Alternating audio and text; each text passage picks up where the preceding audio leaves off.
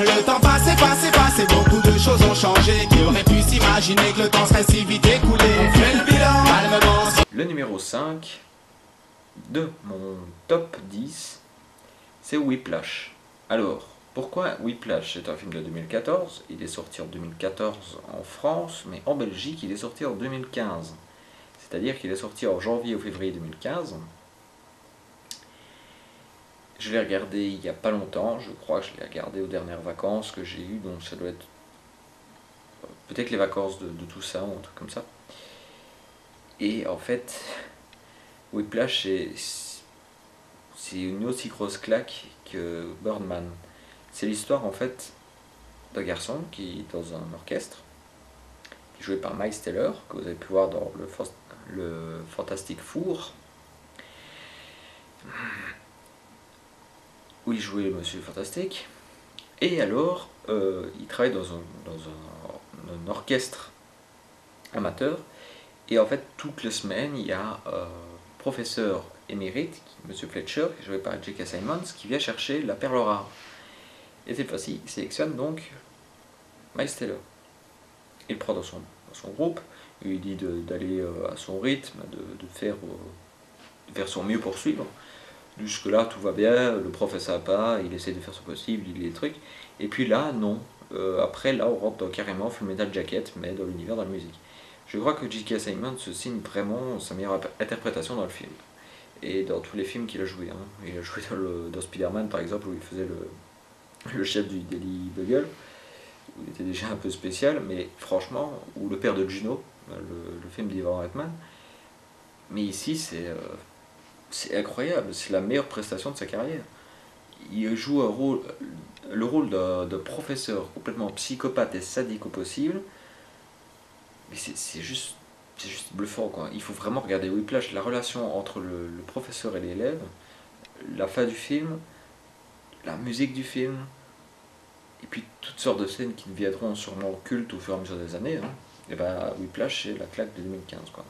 En fait, Birdman, c'est le meilleur film d'auteur. Whiplash, c'est le meilleur film musical, par exemple. Voilà. La meilleure comédie, c'est Spy. Voilà. Le meilleur film d'espion réel, c'est Spectre. Le meilleur film... qu'est-ce que j'ai mis aussi? Le meilleur film de super-héros, c'est Ant-Man. Donc voilà, le meilleur film de musique, c'est Whiplash. On arrive dans le top 4, donc les meilleurs films, les vrais meilleurs films de 2015. Le numéro 4, c'est Kingsman, Service secret, réalisé par Matthew Vaughn, à qui on doit les excellents X-Men First Class, Kick-Ass, et les moins connus Layer Cake et Stardust, le mystère de l'étoile. Kingsman, c'est le film que je m'attendais vraiment à un bon film, et là je sais pas quoi dire. En fait, c'est l'histoire d'un jeune garçon qui s'appelle Eggsy, qui est joué par Aaron Egerton, qui se fait recruter par les Kingsman, à service de tailleurs, qui ne sont pas des tailleurs, qui sont plutôt des espions, mélange entre chapeau melon, boîte de cuir et James Bond, et donc il va devoir s'entraîner pour devenir ou non un Kingsman. Et pour cela, il va devoir faire un parcours d'entraînement où il peut mourir, ce qui est toujours cool. Et il va devoir aussi affronter le méchant du film, Richmond Valentine, joué par Samuel L. Jackson, caricatural au possible, mais tellement génial. Juste pour son costume du film, c'est juste génial. Il y a Colin Firth, il y a Michael Caine, il y a Mark Strong, il y a qui d'autre aussi qui joue dedans? Et une athlète gymnaste qui joue le rôle de Gazelle, la sous-fifre de Richmond Valentine. Le film vaut pour plein de choses, pour le rythme, pour l'humour, pour les personnages, pour la scène de l'église, pour la scène du repas. Pour ceux qui ont vu le film, vous allez vraiment adorer. Qu'est-ce que je peux dire d'autre? À part regarder Kingsman.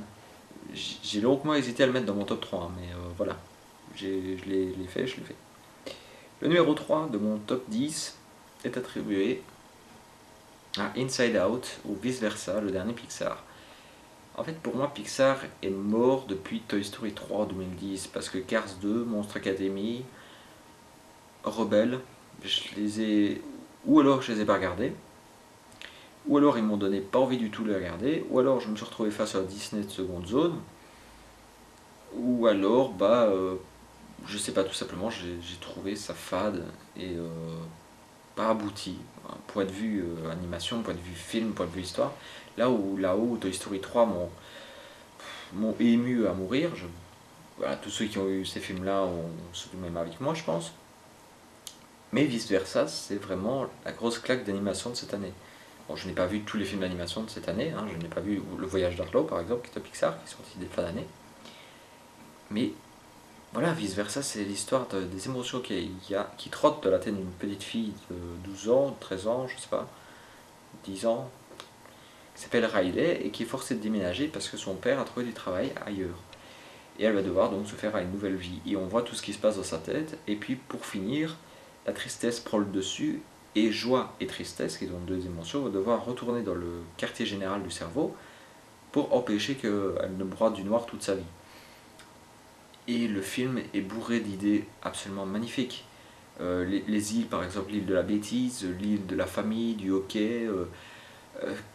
Voilà, c'est une bonne idée. Le personnage imaginaire, l'espèce d'éléphant mélangé avec une barbe à papa, les musiques, l'animation impeccable, vice versa, c'est un vrai moment de bonheur d'animation, quoi. Et j'ai discuté avec quelques personnes qui avaient vu le film et ils sont tous d'accord pour dire que c'était vraiment bien. Donc voilà, si vous n'avez pas vu vice versa, vous savez ce qu'il vous reste à faire. Alors on arrive à la médaille d'argent. La médaille d'argent est attribuée à Mad Max Fury Road, sorti en 2015, toujours en mai 2015 pour être précis, réalisé par George Miller, à qui on doit les 3 premiers films de la franchise, à qui on doit Happy Feet 1 et 2 et Babe 1 et 2, comme quoi le type fait un peu de tout. Et le film est considéré par beaucoup comme le meilleur film de 2015, tout simplement. En fait, comment dire, Mad Max Fury Road, c'est une histoire des plus simplistes. En fait, Max, qui est joué par Tom Hardy, cette fois-ci plus par Mel Gibson, parce qu'il commence un peu à se faire vieux pour ses conneries, et ben,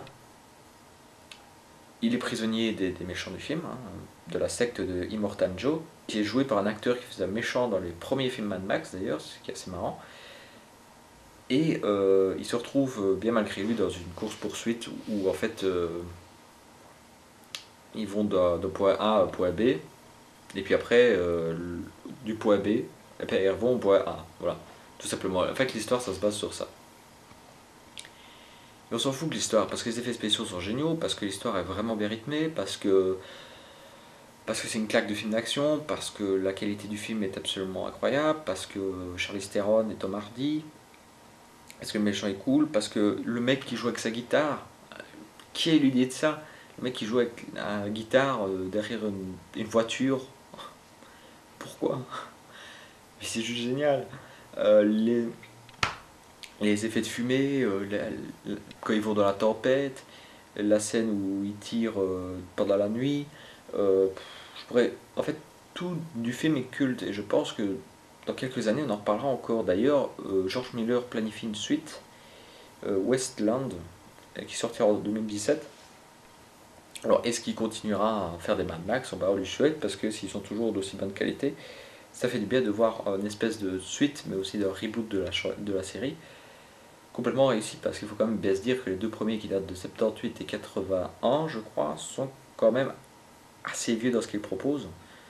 Moi j'ai bien aimé le 3, par exemple. Je suis peut-être un des rares qui aime bien le 3. Mais voilà.